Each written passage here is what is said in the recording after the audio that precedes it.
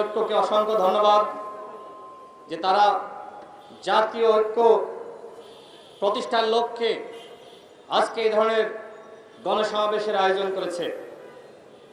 ইতিমধ্যে অনেকে বক্তব্য রেখেছেন, আমার পরে অনেকে বক্তব্য রাখবেন। জুবায়ের যে বক্তব্য দিয়ে শেষ করলেন, জুলাইয়ের গাদ্দার, সেই গাদ্দারদের ছাড়া জাতীয় ঐক্য। আপনাদের হয়তো অনেকের প্রশ্ন, জুলাইয়ের গাদ্দার কারা? জুলাইয়ের গাদ্দার তারা যারা গণহত্যার বিচার নিয়ে গড়িমসি করছে। জুলাইয়ের গাদ্দার তারা যারা জুলাইয়ের চেতনাকে বিক্রি করছে। জুলাইয়ের গাদ্দার তারা যারা এখনো পর্যন্ত শহীদের তালিকা তৈরি করতে পারে নাই। জুলাইয়ের গাদ্দার তারা যারা এখনো পর্যন্ত শহীদ পরিবারকে ক্ষতিপূরণ দিতে পারে নাই। এই সরকারের উপদেষ্টাদের মধ্যেও জুলাইয়ের গাদ্দাররা রয়েছে, যারা আওয়ামী লীগের নিষিদ্ধের ব্যাপারে জনগণের সাথে প্রহসন করেছে। জনগণ তো আপনাদেরকে ম্যান্ডেট দিয়ে দিয়েছিল, কেন আবার আন্দোলন করা লাগলো? যে আওয়ামী লীগ বাংলার মাটিতে রাজনীতি করতে পারবে না। এদেশের জনগণ 5 আগস্ট তো রায় দিয়ে দিয়েছে আওয়ামী লীগ নিষিদ্ধ। সুতরাং এই যে প্রজ্ঞাপন জারির জন্য আবার আন্দোলন করা লাগলো, জমরা ঘেরাও করা লাগলো, ঐক্য বিনষ্ট হলো কেন রে ভাই? এই সরকারের উপদেষ্টাদেরকে আমরা দায়িত্ব দিয়েছিলাম, তারা একটি সংস্কারের রোডম্যাপ দিবে, বিচারের রোডম্যাপ দিবে, নির্বাচনের রোডম্যাপ দিবে। এখনো পর্যন্ত সরকার কি করতে চায়, কবে বিচার হবে, কবে নির্বাচন হবে, কবে রাষ্ট্র সংস্কার হবে, এখনো পর্যন্ত তার পরিকল্পনা প্রকাশ করতে পারে নাই। রাজনৈতিক দলগুলোর সাথে জুলাইয়ের শক্তির সাথে আজকে যে সরকারের দূরত্ব, এর কারণটা কি? জুলাইয়ের সমস্ত শক্তিকে দূরে ঠেলে দিয়ে কতিপয় কথিত মাস্টার মাইন্ডের পরামর্শে তারা সরকার পরিচালনা করতে গিয়েছিল, আর আমরা দেখলাম তাদের ব্যর্থতা।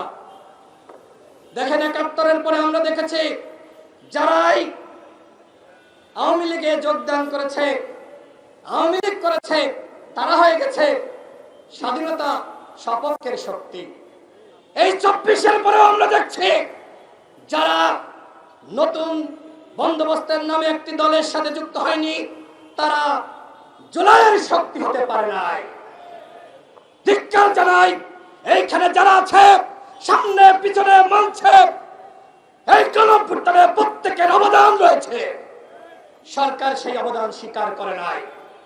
সরকার যদি আমাদের এই অবদান স্বীকার করত, সবাইকে নিয়ে সরকার গঠন করত, তাহলে এই অনৈক্য আমাদের দেখতে হয় না। সরকারের বয়স এখন 10 মাস। এই 10 মাসে সরকারের অর্জন কি? গণহত্যার বিচারে সরকার কি কি করেছে, রাষ্ট্র সংস্কারে কি কি করেছে, নতুন বাংলাদেশ বিনির্মাণে কি কি করেছে, তার জবাব দিতে আমরা চাইতে পারি না। এখন যখন সমালোচনা করা হয় সরকারের কতিপয় উপদেষ্টাকে নিয়ে, যারা সাবের মান্নানদের জামিন করিয়েছে, যারা আওয়ামী লীগের লুটেরা নসরুল হামিদ বিপুল সম্পদ পাহারা দিচ্ছে, যারা আওয়ামী লীগের পুনর্বাসনের সাথে জড়িত, যারা রিফাইন্ড আওয়ামী লীগ গঠনের সাথে জড়িত ছিল, ওই উপদেষ্টাদের নিয়ে সমালোচনা করলে এখন বলা হচ্ছে যে আমাদের কার্যক্রমে বাধা দেওয়া হচ্ছে। এই উপদেষ্টা পরিষদ যারা গঠন করেছে তাদেরকে এই অনৈক্যের দায় নিতে হবে। একটি জাতীয় সরকার যদি গঠন করত, তাহলে আজকে এই সংকট, সমস্যা, এই অনৈক্য হয় না। আমরা যখন দেখি উপদেষ্টাদের পক্ষ থেকেই অনৈক্য এবং নৈরাজ্যের বক্তব্য দেওয়া হয়, তখন কি কোনো ঐক্য থাকতে পারে বন্ধুগণ? তখন কোনো ঐক্য থাকতে পারে না। আমি বক্তব্য শেষ করব, তার আগে সরকারকে বলবো, যদি গণহত্যার বিচার, রাষ্ট্র সংস্কার করতে চান, জাতিকে আবার সুষ্ঠু নিরপেক্ষ নির্বাচন উপহার দিতে চান, তাহলে সবার আগে যেটি দরকার এই উপদেষ্টা পরিষদের সংস্কার। উপদেষ্টা পরিষদ পুনর্গঠন না করলে কোনোভাবে নতুন রাষ্ট্র বিনির্মাণ করা যাবে না।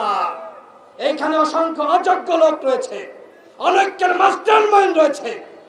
তারা ইতিমধ্যে জুলাইয়ের সমস্ত শক্তির সাথে অনৈক্য বিভাজন সৃষ্টি করেছে। এইভাবে বন্ধুগণ রাষ্ট্র চলতে পারে না। সরকারকে বলবো, সবাইকে ডাকেন, আলোচনা করেন, আলোচনার ভিত্তিতে রোডম্যাপ প্রকাশ করেন। সরকারের মধ্য থেকে আজকে মিষ্টি মিষ্টি কথা বলছে, আজকে মানবিক করিডোর নিয়ে চক্রান্ত চলছে, আজকে চট্টগ্রাম বন্দর নিয়ে চক্রান্ত চলছে, আজকে সেন্ট মার্টিন নিয়ে চক্রান্ত চলছে। আমাদের স্পষ্ট কথা, কোনোভাবেই এই বন্দর নিয়ে এবং একই সাথে মানবিক করিডোর নিয়ে ছিনিমিনি খেলা যাবে না। জনগণের ম্যান্ডেটের বাইরে গিয়ে কোনো সিদ্ধান্ত নেওয়া যাবে না। সর্বশেষ কথা বলবো, আমাদের এই যে তরুণরা, যুবরা, যুবায়ের মোসাদ্দেকরা, সাথীরা যে আন্দোলন করছে, এই আন্দোলনের সাথে আমরা সংহতি জানাই।